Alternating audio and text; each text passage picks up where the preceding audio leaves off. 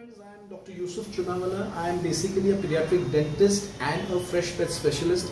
I have worked in the field of bad breath management from past 20 years and I have the privilege of starting one of the first fresh breath clinics in the country. Now in my various series of videos, I have discussed the various causes of bad breath, the various methods of testing how you have bad breath, and a lot of other facts and figures related to bad breath. Now we have started with a series of management of bad breath.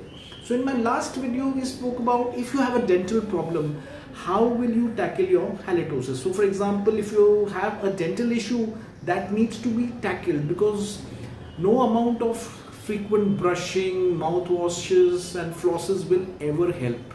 So now in today's video we will be discussing about the medical aspect. So suppose if you are suffering from a medical condition.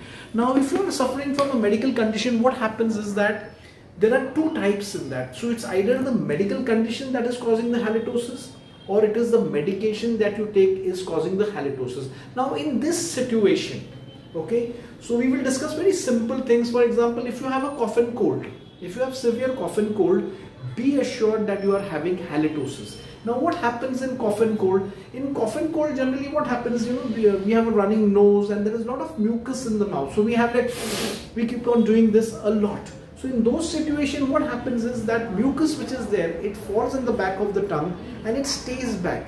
So that mucus along with the bacteria which are present produces the volatile sulfur compounds, and as a result of it there is severe halitosis. That is one situation. Now the second part is that if whenever we are having a cough and cold, we are taking a lot of antibiotics and we are taking antihistaminics.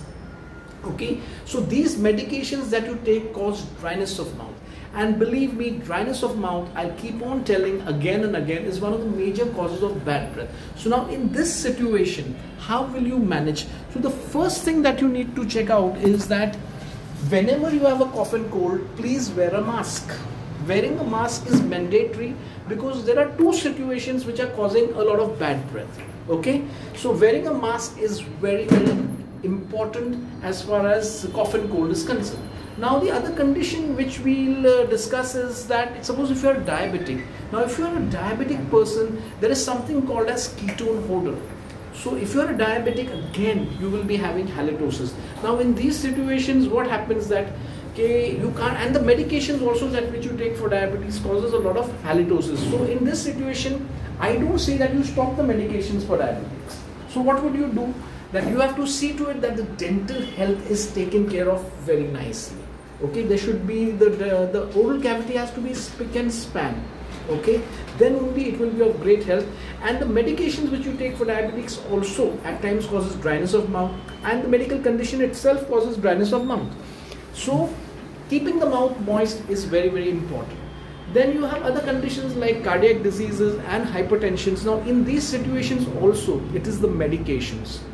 These medication causes dryness of mouth, and dryness of mouth, as I mentioned earlier, causes severe halitosis. So now what are the other medications which we can think about? Then if you're suffering from depression, there are some antidepressants. These also cause dryness of mouth. So there is a variety of medications which causes dryness of mouth. So now what I always advise that if you are not well, if you are having a medical condition, as I mentioned, that ask your friends, is there any bad breath coming in your, are you experiencing or are they experiencing any bad breath? So if they are able to tell you, then you have to manage accordingly. So what is the management? That don't stop the medication, improve your oral health, improve your hydration, have a lot of water. So what happens? The medical related dryness, the drug related dryness is taken care of. Now in my next video, since I have been keeping on stressing on dryness of mouth, we will discuss dryness of mouth a little bit in detail and how are we going to manage this situation. So I would request all of you all to kindly subscribe for my channel. Please view it, like it, and please share it amongst all your friends and relatives. A very good day to all of you all. Thank you so much.